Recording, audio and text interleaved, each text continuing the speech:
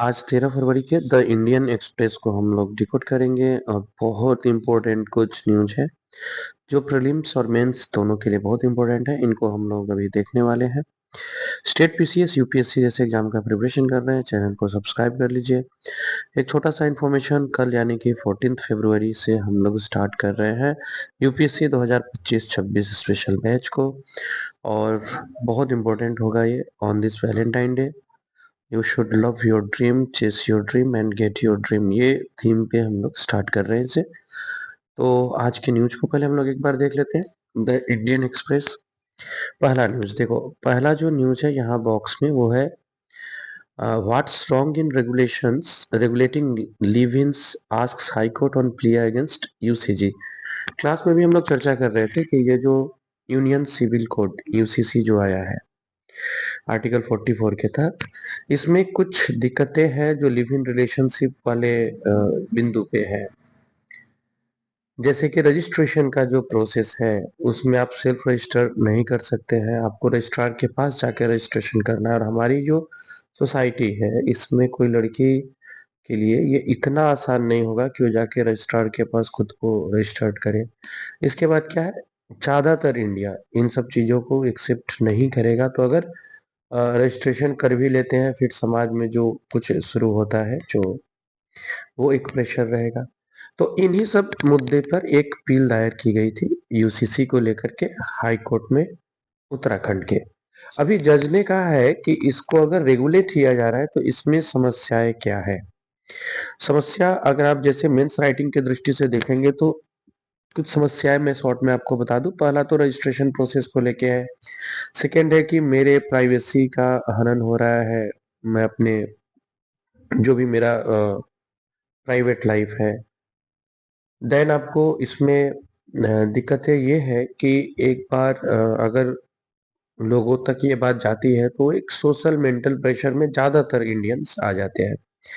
इन सारे पक्ष को देखते हुए भी हाई कोर्ट की अपनी जो बातें आई है वो आई है कि इसे रेगुलेट क्यों किया जा रहा है और क्यों नहीं किया जाना चाहिए, ये इन्होंने पूछा है। सबसे पहले इन्होंने इस लाइन को क्रॉस काटा है कि ये कोई फंडामेंटल राइट नहीं है कि आप किसी के साथ रिलेशन में हैं। और यहाँ उन्होंने एक टर्म को बताया है कि जैसे स्टेप सिस्टर के साथ रिलेशनशिप करना, कजिन के साथ रिलेशनशिप में आना, ये आपका फंडामेंटल राइट नहीं है, ऐसा हाई कोर्ट ने कहा है। फिर ये आगे बता रहे हैं कि अगर शादीशुदा है कपल्स तब तो उसके बच्चे को बाय डिफॉल्ट जो पैतृक लाभ होता है वो मिलता है। लेकिन अगर शादीशुदा नहीं है तो इस केसेस में अगर हमारे पास कोई रेगुलेशन नहीं रहे, कोई रेगुलेटिंग आंकड़ा नहीं रहे, तो फिर कैसे हम उस बच्चे को न्याय दिला पाएंगे जो लिव इन रिलेशनशिप से आते हैं। लिव इन रिलेशनशिप से जो बच्चे जन्म लेंगे उनको कैसे हम न्याय दिला पाएंगे। तो हर एक बिंदु पे हाईकोर्ट ने अपना जो वक्तव्य है वो रखा और साथ ही साथ ये पूछा भी है कि आपको इसमें आपत्ति क्या लग रही है। तो जो आपत्ति के विषय थे उसको यहाँ हाईकोर्ट ने खंडन किया है। हालांकि ऐसा लगता है कि ये मामला सर्वोच्च न्यायालय तक भी जाएगा क्योंकि कुछ बिंदु है जिसको लेकर के बहस हो सकती है। फिलहाल उत्तराखंड ने इसे लागू किया है, ये प्रीलिम्स की दृष्टि से इम्पोर्टेंट है। हम लोग जो बात कर रहे थे कि डोमेस्टिक वायलेशन एक्ट वगैरह का, इसके ऊपर भी चीफ जस्टिस जो है हाई कोर्ट के, इन्होंने कहा है कि ये ठीक है, ये सारे चीज बनाए गए हैं लेकिन किनके लिए बनाए गए हैं ये देखना है।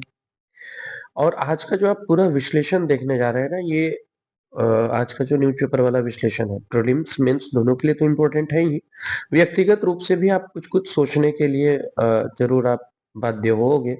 अब इसमें हाईकोर्ट का अपना डिसीजन है, जो याचिका करता है उनकी अपनी समस्याएं हैं। अब दोनों पक्ष को जब हम सामने रख करके देखते हैं तो थोड़ा मुझे लगता है कि ये मामला सर्वोच्च न्यायालय तक भी जाएगा शायद। क्योंकि देखो सोसाइटी जो हमारा है बेसिक स्तर पे वो इन सब चीज़ों को बहुत तुरंत एक्सेप्ट नहीं करता। और इसमें जो एक प्रोसेस है रजिस्ट्रार के पास जाकर के रजिस्ट्रेशन करने का, वो थोड़ा सा और टफ बना देता है इसे। खैर न्यायालय का यह मानना है और न्यायालय अपने जगह पे पूरी तरह से सही है, क्योंकि देखो बड़े होने के बाद हम लोग जो रिलेशन बना रहे हैं इसके लिए तो हम लोग जिम्मेवार हैं, हम लोग चीज़ों को समझ रहे हैं। लेकिन जो छोटा बच्चा है, जो उस लिव इन रिलेशनशिप का प्रोडक्ट है, अगर वहाँ से उसको न्याय नहीं मिलता है, जो कि ज़्यादातर केसेस में होते हैं, इसलिए इसका रजिस्ट्रेशन करना भी ज़रूरी होता है। अगला न्यूज़ है न्यूक्लियर रिएक्टर, मिसाइल्स, इंजिन्स, इन सब के ऊपर भारत और फ्रांस के बीच गहरी बातचीत हुई है, जो हम लोग भारत फ्रांस के दौरे के दौरान कवर कर ही रहे हैं, देख ही रहे हैं उसे। इसके बाद में आज प्रधानमंत्री संभवतः डोनाल्ड ट्रंप से भी मिलने वाले हैं, तो ये भी एक इंटरेस्टिंग न्यूज़ होने वाला है। एक कॉर्नर में है, सुप्रीम कोर्ट ने पॉल फ्रीविज को लेकर के कहा है कि क्या आप एक पैरासाइट समाज को जन्म नहीं दे रहे।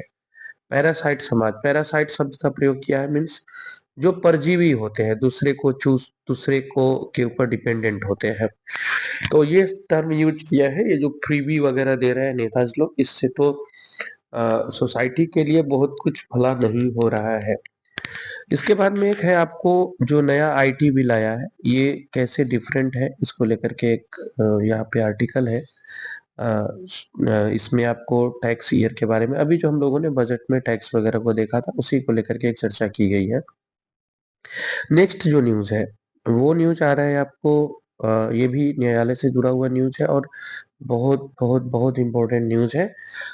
मेंस की दृष्टि से बहुत ज़्यादा इम्पोर्टेंट है, और साथ ही साथ जो मैंने बोला था कि आज के पूरे न्यूज़ को कवर करते समय आप बहुत ज़्यादा